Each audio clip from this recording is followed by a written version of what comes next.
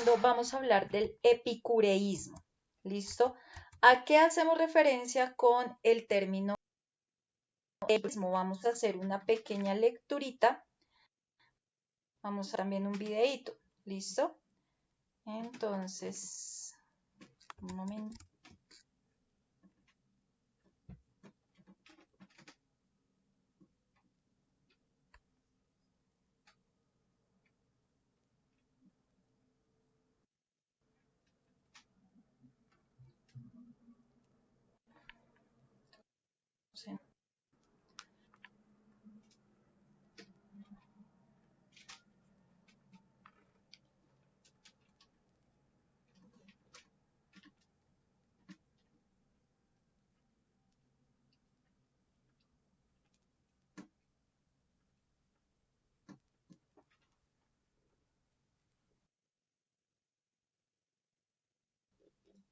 Ay, pero esto porque sí.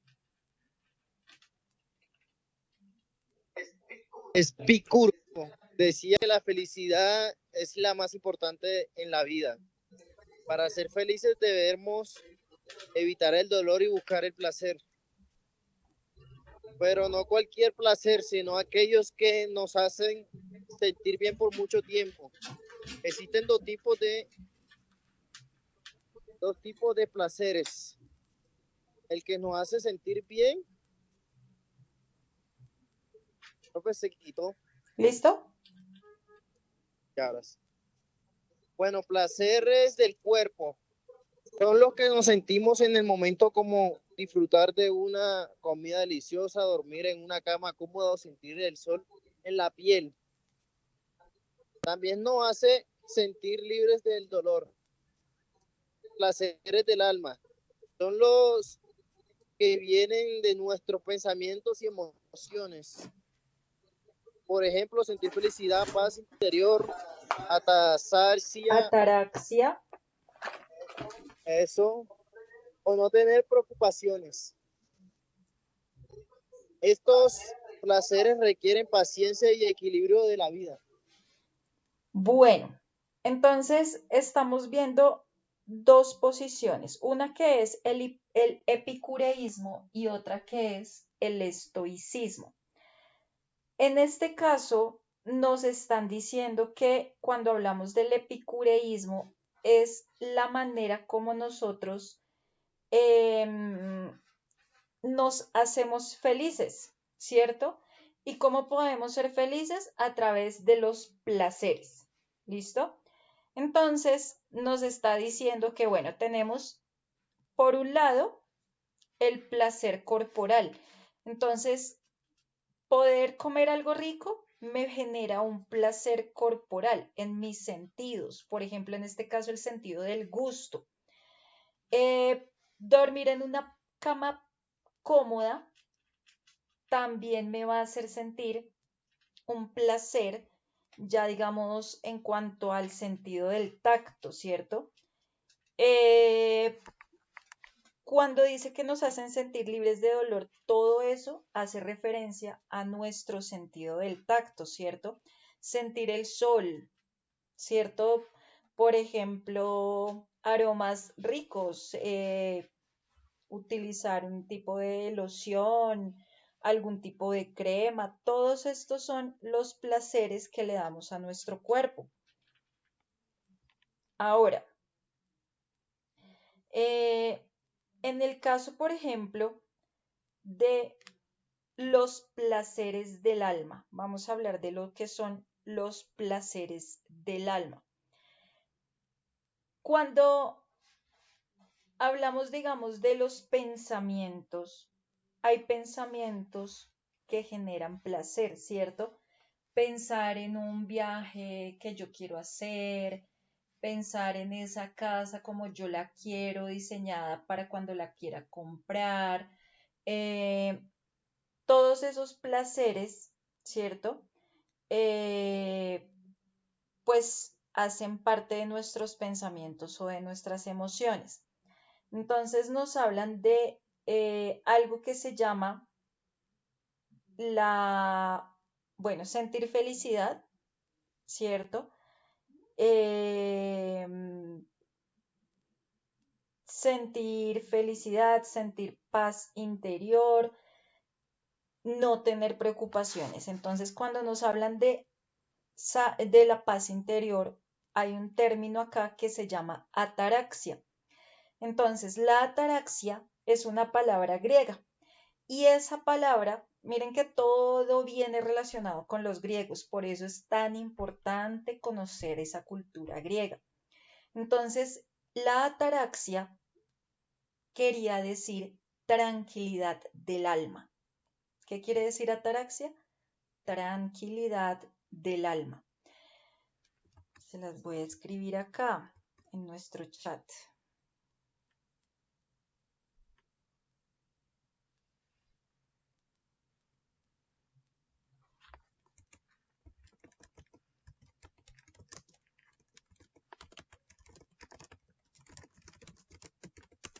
Tranquilidad del alma. Entonces,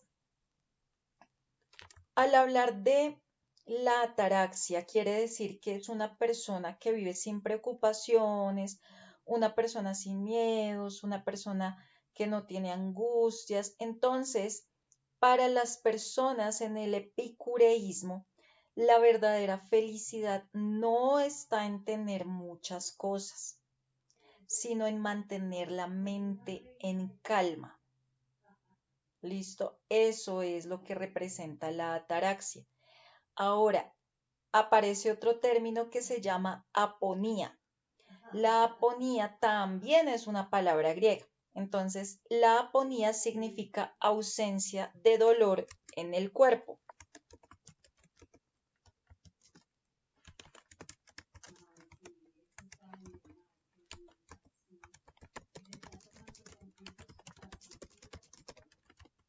Ausencia de dolor en el cuerpo. Entonces, este término de aponía, como decíamos, hace referencia a la ausencia de dolor en el cuerpo. Entonces, es cuando el cuerpo está sano, que no tiene sufrimiento físico, ¿sí?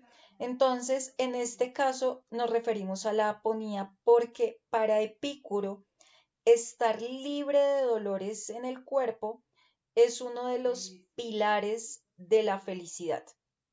Entonces, yo creo que para todos, ¿cierto? O sea, el tener sanidad, el que no nos duela nada, pues obviamente eso es felicidad. O sea, el colmo que uno se vaya a levantar todos los días sabiendo que no tiene ninguna enfermedad, que no tiene dolor de cabeza, que, ¿sí? Y estar haciendo mala cara es el colmo, ¿cierto? O sea, está uno bien, o sea, tenemos salud, entonces, ¿por qué carambas no entendemos que ese es uno de los placeres de la vida? ¿Cierto? Entonces, si a mí no me duele nada, pues yo puedo correr, puedo saltar, puedo disfrutar, ¿sí? Eso es aponía. Entonces, ojo porque tenemos estos dos conceptos, aponía y ataraxia. Entonces, la ataraxia, yo puedo descansar tranquilo, puedo estar sin preocupaciones por problemas. Esa es la ataraxia. ¿Listo? Eh, es muy bonito este concepto de la ataraxia en el epicureísmo, por lo que les decía. Nos enseña que la felicidad no está en tener cosas, porque es que a veces nos llenamos de tantas cosas, o sea, uno, por ejemplo, digamos, compra un apartamento, el sofá cama, el sofá, la silla de la esquina, la silla de la mitad, la silla de no sé qué, la olla tal, la mesa de tal forma, la mesa de tal otra, y la cama así, las mesas de noche así, las lámparas, quiero tener un, como no sé cuántos cuadros, o sea, llenarse de cosas. ¿Qué es lo que necesitamos tapar o qué cosas queremos llenar con objetos? ¿Cierto? Cuando hay un vacío interior, pretendo llenar todo con otras cosas, pretendo llenar mis vacíos con un objeto, pretendo llenar mis vacíos con una relación y otra relación y otra relación, o pretendo llenar mis vacíos comiendo excesivamente, ¿cierto? Entonces, a pesar de ser placeres, también obviamente esos placeres deben ser medidos, porque no quiere decir, ay, no, pues placeres y entonces comamos, mejor dicho, como si no hubieran mañana y compremos cosas y gastemos plata comprando cosas. No, hay que saber cómo manejar este tipo de placeres, ¿cierto? Entonces, es saber usar lo que necesito que me genere el suficiente placer sin necesidad de ya excederme, ¿cierto? Y en cuanto a la aponía, en este caso, pues obviamente es como también el hecho de agradecer el bienestar, ¿cierto? Si tenemos nuestro cuerpo bien, si estamos con buena salud y todo eso, pues entonces hay que ser agradecido. Ahora, acá por ejemplo, no, podemos ver esta imagen, ¿cierto? Entonces, resulta que nosotros también tenemos deseos o apetitos, ¿cierto? Entonces, hay unos que son los apetitos naturales y necesarios. Entonces, los necesitamos ¿para qué? Para poder vivir bien. Entonces, por ejemplo, ¿cuáles son esos apetitos naturales y necesarios? La comida, el sueño y el abrigo, ¿cierto? Son necesarios. ¿Cuáles son los apetitos que no son necesarios? Son naturales, pero no son necesarios. Entonces, esos son deseos que yo tengo que me pueden brindar placer, pero pues que yo diga los necesito para vivir, no creo. Digamos, comerse un dulce, comerse un helado, ¿sí? Puede ser muy rico, es parte del placer, pero que yo diga que es necesario comerme un helado para ser feliz, no. El amor romántico lo menciona, por ejemplo, Epicuro. El amor romántico me puede brindar placer, ¿cierto? Cualquier tipo de placer en cuanto a lo que sea el amor. La cosa es que eso no me va a hacer feliz toda la vida, ni necesito el amor de una pareja para yo poder vivir, ¿cierto? O sea, pues si yo puedo tener una pareja, bien, pero si no la tengo, la vida continúa y también puedo ser feliz y puedo disfrutar de mis apetitos naturales necesarios, ¿cierto? Y nada me va a pasar, o sea, no estoy perdiendo nada. Hay otro tipo de apetitos que no son naturales y tampoco son necesarios.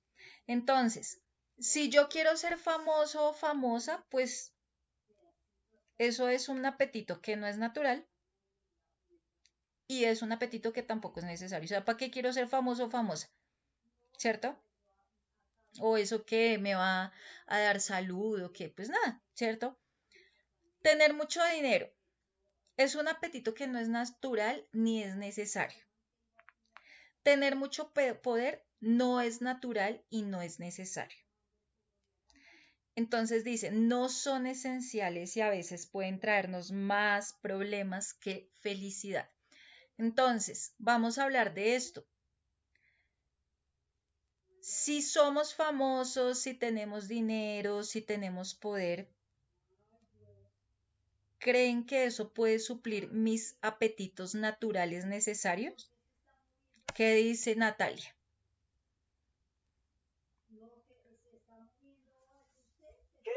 ¿Qué? Profe, no la escuché. ¿Cuál fue la ¿Tú pregunta crees que me que hizo? si somos famosos o si tenemos dinero o si tenemos poder, eso me sirve para vivir bien? O sea, ¿lo necesito? ¿Se volvería eso un apetito natural necesario? No, profe. ¿Por qué en tu caso no?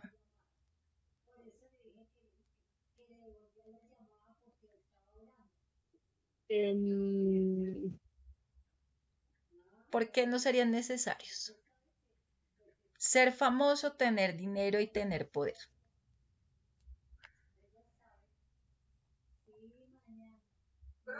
profe, sí, sí es necesario. ¿Por qué? Profe, porque uno nace pobre. Ok, pero, o sea, son muy necesarios para ti. Para mí, para mí sí, profe. A mí me gusta la A plata ti te gusta la plata. ¿Te gusta ser famosa? y el poder. ¿Te Señora, gustaría ser famosa?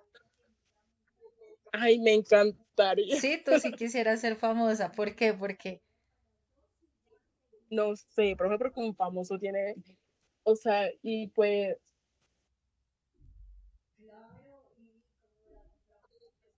también me gustaría que, ajá, o sea, la gente me halague y todo eso.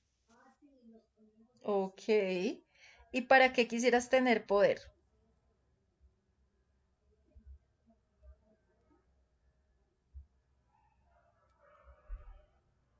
Si tuvieras la posibilidad de Eh, tener mucho poder, ¿para qué lo quieres?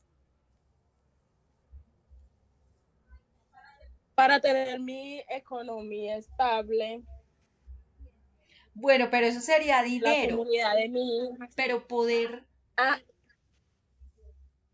el poder, no, no sabría decirle, profe. bueno, bueno. ¿Qué me diría Jeffrey?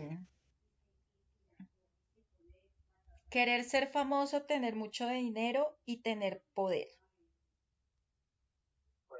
Pues, profe, la verdad, sí. ¿Sí te gustaría?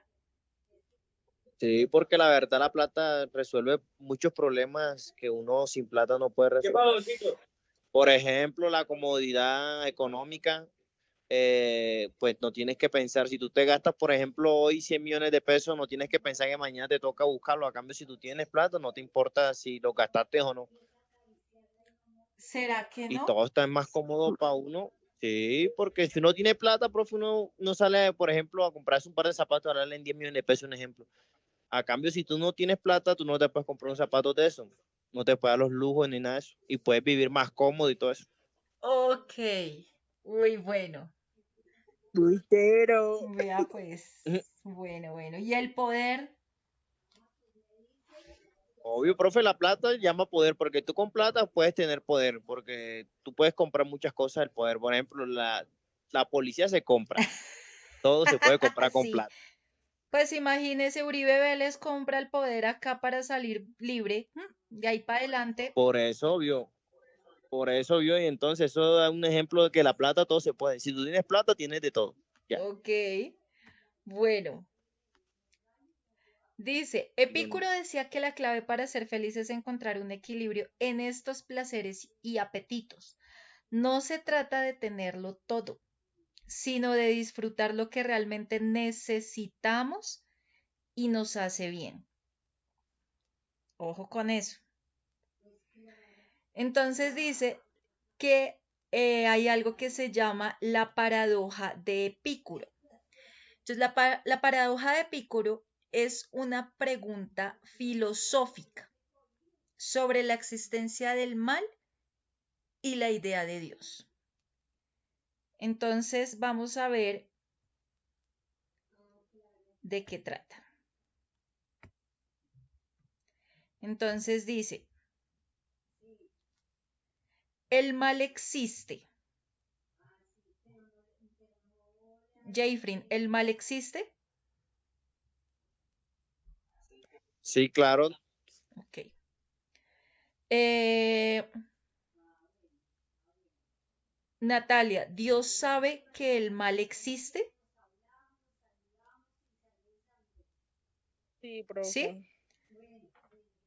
sí. Jeffrin, ¿Dios sabe que el mal existe?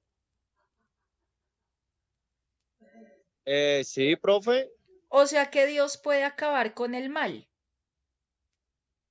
Sí, profe, como él creó, pues lo bueno también tuvo que crear lo malo, ¿no? Entonces, ¿por qué existe el mal? ¿Por qué, profe? Uy, esa pregunta está buena, la verdad, pues. Pues yo digo que la codicia, ¿no? Como que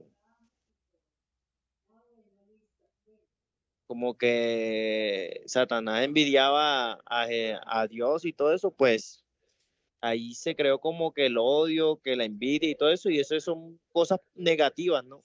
Y creo que ahí se creó el mal. Ok, tú me hablas de Satanás, listo. ¿Por qué existe el mal, Natalia?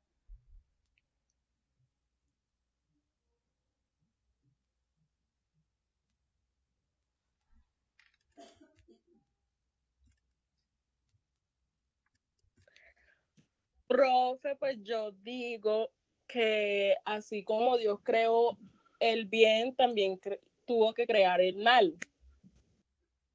Ok, ¿y para qué lo creó?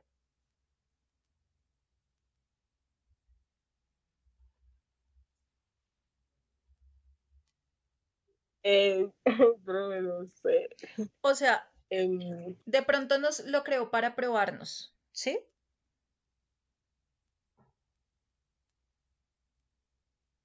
O nosotros tenemos la libertad de escoger el mal o el bien. Que me...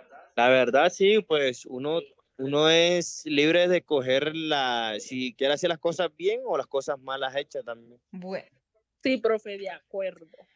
entonces, resulta que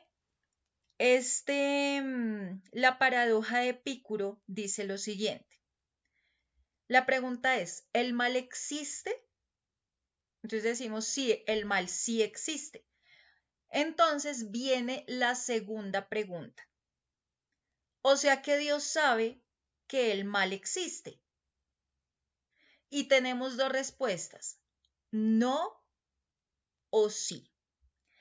Si yo pregunto, ¿Dios sabe que el mal existe? Y si alguien me dice, no, no, él no sabe que el mal existe. La respuesta es, entonces Dios no es omnisciente.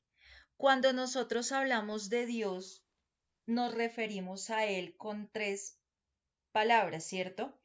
La primera es omnipotente, la otra es omnisciente y la otra es benevolente. ¿Listo? ¿Por qué hablamos así de Dios? Entonces, cuando decimos que Dios es omnipotente, quiere decir que es todopoderoso. Cuando decimos que es omnisciente, quiere decir que todo lo sabe. Y cuando decimos que es benevolente, quiere decir que es infinitamente bueno y amoroso, ¿cierto? Entonces, si Dios es omnipotente, puede todo. Si es omnisciente, lo sabe todo. Si es benevolente, es todo amor. Entonces ahí viene la pregunta, ¿por qué existe el mal y el sufrimiento en el mundo? ¿Cierto? Entonces, en este caso, Epicuro decía, bueno, ¿el mal existe? Sí. ¿Dios sabe que el mal existe? La primera respuesta podría ser, no, él no sabe.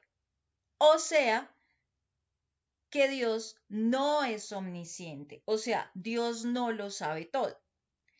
Pero si la respuesta es sí, Dios sí sabe que el mal existe, viene otra pregunta. Mi tercera pregunta es, o bueno, la tercera pregunta propuesta por Epicuro es, ¿Dios puede acabar con el mal? Y hay dos respuestas posibles, sí y no. Entonces, si la respuesta es no, Dios no puede acabar con el mal, quiere decir que Dios no es omnipotente, ¿cierto? Entonces, si decimos que Dios no es omnipotente, quiere decir que Dios no puede con todo. Ahora, si yo por el contrario digo, si Dios sí puede acabar con el mal, viene otra pregunta, que es, o sea que Dios quiere acabar con el mal. Y ahí tendría otra vez dos respuestas posibles. Una respuesta sería no, otra respuesta sería sí. Entonces, si yo digo no, Dios no quiere acabar con el mal, ¿qué entendería? Entonces Dios no es bueno, ¿cierto? Pero si por el contrario yo digo, sí, Dios sí quiere acabar con el mal, entonces viene otra pregunta. Viene la pregunta de, entonces, ¿por qué existe el mal? Si Dios quiere acabar con el mal, entonces, ¿por qué existe el mal? Entonces hay dos propuestas. La primera la dijo Jeffrey, pues el mal existe por el diablo. O sea, que si decimos que el diablo existe por el diablo, es porque el diablo,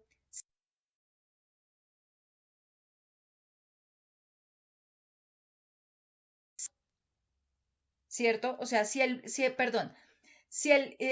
Dios es omnipotente y si Dios es bondadoso, ya habría destruido al diablo, perdón, lo estaba diciendo mal. Si Él es omnipotente, si es verdad que Dios es omnipotente, si es verdad que Dios es bondadoso, pues entonces, ¿por qué no destruye al diablo? ¿Cierto? Pues destruye el mal.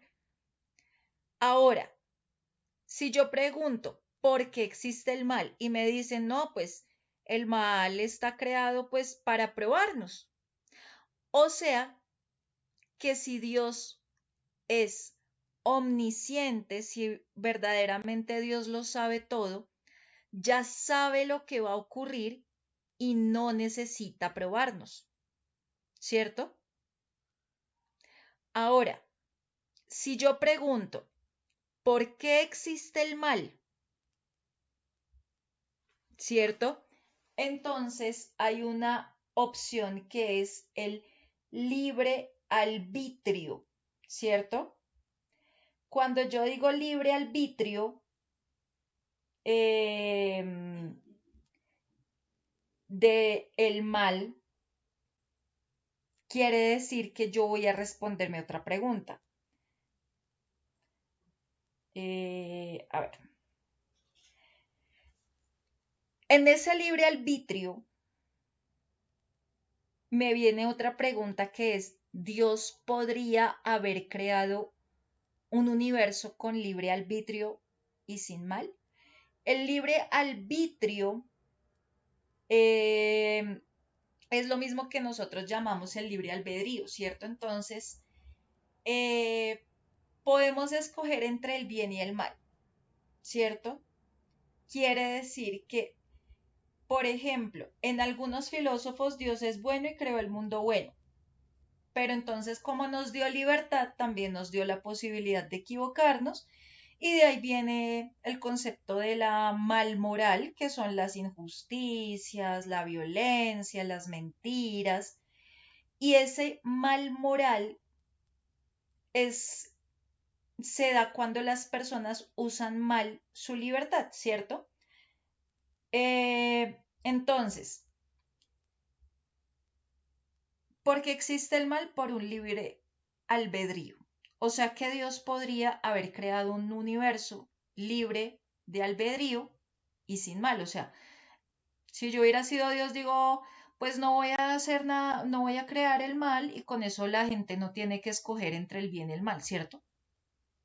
Si yo no, pues sí, si él podría haber creado un universo sin necesidad de escoger y pues que todo fuera bueno, ¿cierto? Entonces, si él hubiera podido hacer eso, vuelvo a decir, o sea que Dios no es bueno. Y me devuelvo a la pregunta de Dios quiere acabar con el mal. Por el contrario, si yo digo, pues no, Dios no podría haber creado un universo con libre albedrío y sin mal. Entonces, Dios no es omnipotente. Esto se llama, a esto lo llamamos la paradoja de Epicuro, porque se le conoce como el problema del mal. ¿Listo? Entonces, el problema del mal es un... El problema del mal es un, ahí como lo dicen, es un dilema filosófico, ¿cierto? Entonces, eh, si Dios no se obligara a hacer siempre lo correcto, pues seríamos como robots, ¿cierto? Entonces, por eso nos dan un libre albedrío. Entonces, eh, bueno, el concepto, digamos, de ese problema del mal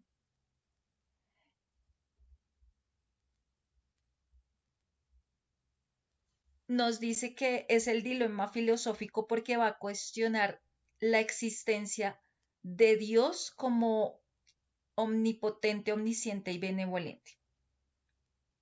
¿Listo? Entonces, si Dios quiere eliminar el mal pero no puede, no es omnipotente. Si Dios puede eliminar el mal pero no quiere, no es benevolente. Si Dios puede y quiere eliminar el mal, ¿por qué existe el mal? Si Dios no puede ni quiere, entonces no es Dios. Ese es el razonamiento de Epicuro. Entonces, ¿qué pasa con este dilema? Tiene como tres cualidades, ¿cierto? Entonces dijimos, Dios es omnipotente, Dios es omnisciente, Dios es benevolente. Entonces, en este problema del mal de Epicuro, se pone en duda la existencia de un Dios perfecto y desafía a la filosofía y a la teología a dar respuestas. ¿Listo? Eso es lo que pasa con la paradoja de Epicuro. Si alguien les preguntara sobre todo esto, o si ustedes le preguntaran a alguien, acá tienen que responder en el libro, por ejemplo, ¿cómo responderías tú a a la paradoja de Epicuro si alguien te preguntara sobre ella?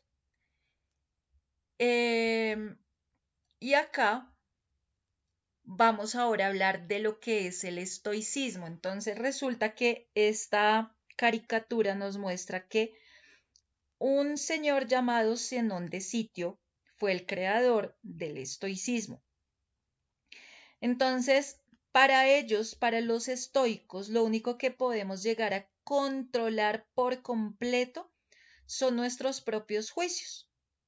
La forma como nosotros percibimos y como nosotros entendemos el mundo está solamente en nuestra cabecita y es lo único que nosotros podemos controlar, ¿cierto? Entonces, lo que pase afuera de nosotros son cosas que así lo intentemos, nunca van a estar bajo nuestro control. El amor ajeno. Yo no puedo controlar el que alguien me ame, ¿cierto? O sea, a veces uno quiere y quiere y quiere, pero no se puede. Yo no puedo controlar eso. Cumplir un deseo. Cumplir un deseo a veces se puede controlar, no todas las veces, ¿cierto? La percepción que otros tienen de nosotros. Ay, pero es que yo le caigo mal porque dice que yo soy no sé qué. Yo no puedo controlar eso. O sea, es lo que esa persona quiere ver en mí, pero si yo no lo soy, ¿yo qué hago? ¿Problema del otro o problema mío? Pues problema del otro, yo no puedo hacer nada. Las posesiones, por ejemplo, así yo lo intente, no puedo tener el control. Hay cosas que se van a ir, todo se va, hasta nosotros nos vamos, ¿cierto? En algún momento de la vida. Llega un punto en que tenemos el punto final, sí, hay un momento en que se llega al punto final con todo. Eh, no sé, un plato se rompió y punto final. Eh, la pintura de las paredes se volvió nada, punto final, o sea, blanquita como el primer día que usted pintó no le va a quedar toda la vida. Eso es falso, ¿cierto? Toca en algún momento volver a pintar. La silla que ya está viejita y que ya suena, pues ya no va a volver a ser igual que antes. Por allá la podrá mandar a arreglar, pero que vuelva a quedar como nueva, no, porque pues ya está raídita, ya se usó, ya ni modo, ¿cierto? Entonces yo no puedo controlar lo que está afuera. Las cosas, por más que lo intentemos, jamás estarán completamente bajo nuestro control. Entonces, para los estoicos, nos dice acá, eh, si nosotros basamos nuestra tranquilidad, nuestra felicidad, nuestro bienestar en todo eso, en el amor ajeno, en el poder cumplir deseos, en la percepción de otros, en las posiciones, vamos a quedar prácticamente como si esas cosas nos dominaran. Vamos a quedar a merced de lo que está afuera, de lo que yo no puedo controlar. Y entonces ahí es lo que genera la frustración o lo que genera la decepción. Entonces, es que yo no pude cumplir tal deseo. Y entonces me frustré y me decepcioné. Lo que pasa es que yo esperaba caerle bien a ella o caerle bien a él y solamente hablan pestes de mí.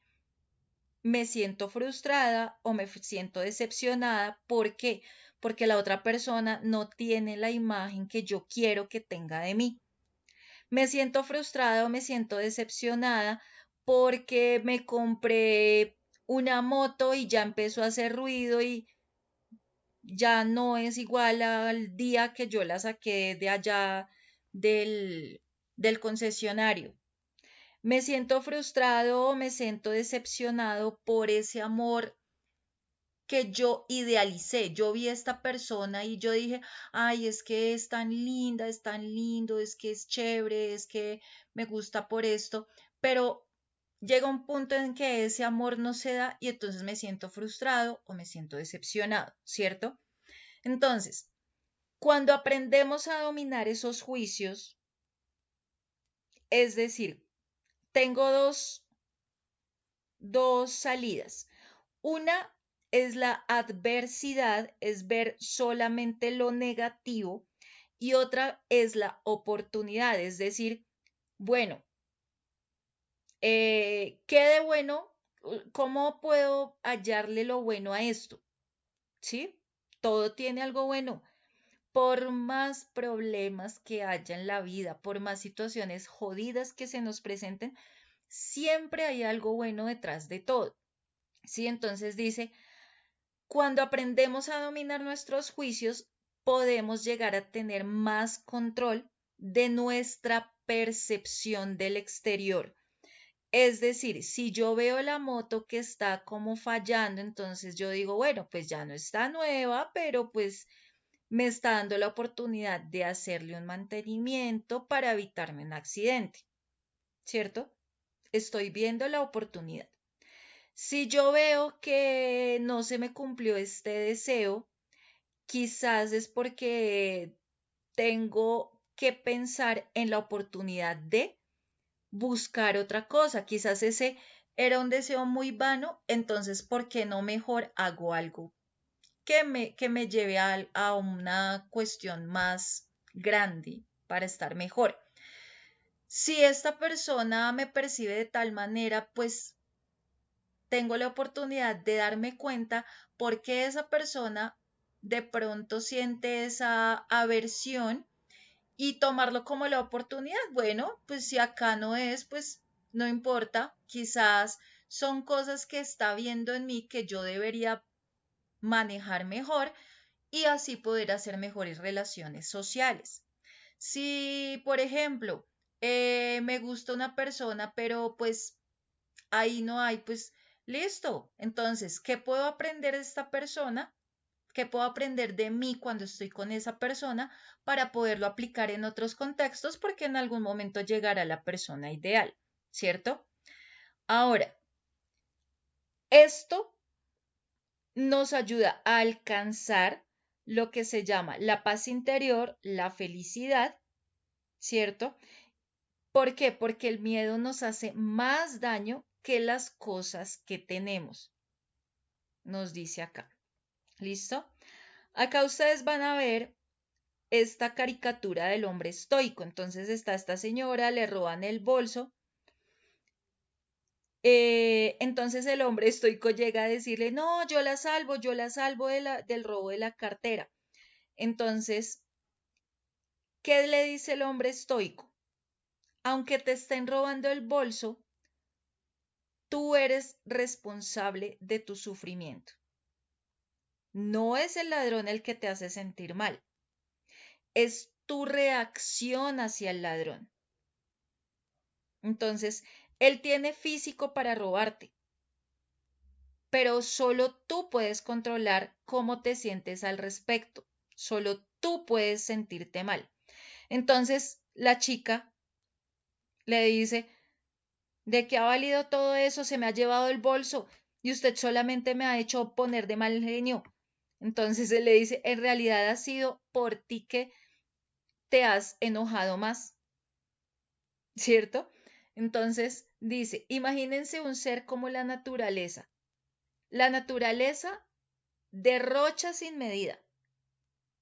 La naturaleza eh, es indiferente. La naturaleza no tiene propósitos. La naturaleza no tiene consideraciones. La naturaleza no se compadece, no alberga sentimientos de justicia. Es productiva, ¿cierto? Entonces nos dice, solo admitimos eso para vivir. Para vivir. Y acá viene otro filósofo, pues que ya es Nietzsche, a hablar con el hombre estoico, ¿cierto? Entonces le dice, ¿no es eso acaso un mero esfuerzo por querer ser distinto a esa naturaleza? Vivir no es evaluar, preferir, ser injusto, ser limitado, querer ser diferente. Mientras simulas leer embelesado el canon de tu ley en la naturaleza, lo que quieres es algo opuesto. Entonces el hombre estoico le dice, ningún mal puede hacerme superhombre, solo yo cuento con ese poder.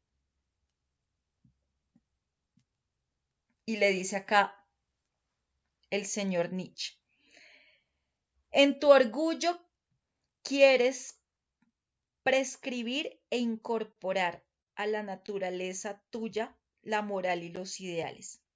Insistes en que la naturaleza sea según la estoa o el estoicismo y quisieras modelar la existencia humana a tu semejanza.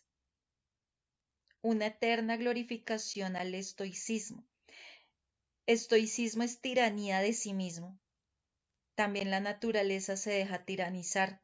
¿No es el estoico acaso una parte de la naturaleza? Te mostraré, noble estoico, lo que significa vivir en medio del vacío sin límites, de la naturaleza eterna que tanto admiras. Y lo arroja al infinito y dice, me parece bien este giro de los acontecimientos. Esa es una caricatura para que la lean, la analicen y a partir de eso puedan responder acá esta actividad sobre el estoicismo. ¿Listo? Entonces, hasta este punto vamos a dejar. Listo, nos vamos a ver el lunes nuevamente para poder continuar con lo que es el estoicismo, hablar un poco más sobre la historia del hombre estoico que acabamos de ver y para poder continuar con el tema de antropología para finalizar la parte de humanidades. ¿Listo, muchachos? Entonces, Dios los bendiga. Espero que les haya gustado esta oportunidad de filosofar un poquito. Es muy chévere ponerse uno a pensar en todas estas cosas a veces también. Estos pueden ser temas de conversación bastante interesantes que ustedes pueden desarrollar con su familia, con sus parejas, con sus hijos. Bueno, entonces para que lo aprovechen. ¿Listo? Entonces, Jayfrin, muy buenas noches, que te vaya muy bien, que descanses. Natalia, Dios te bendiga también, que duerman, que Chao, profe, descansen. igualmente.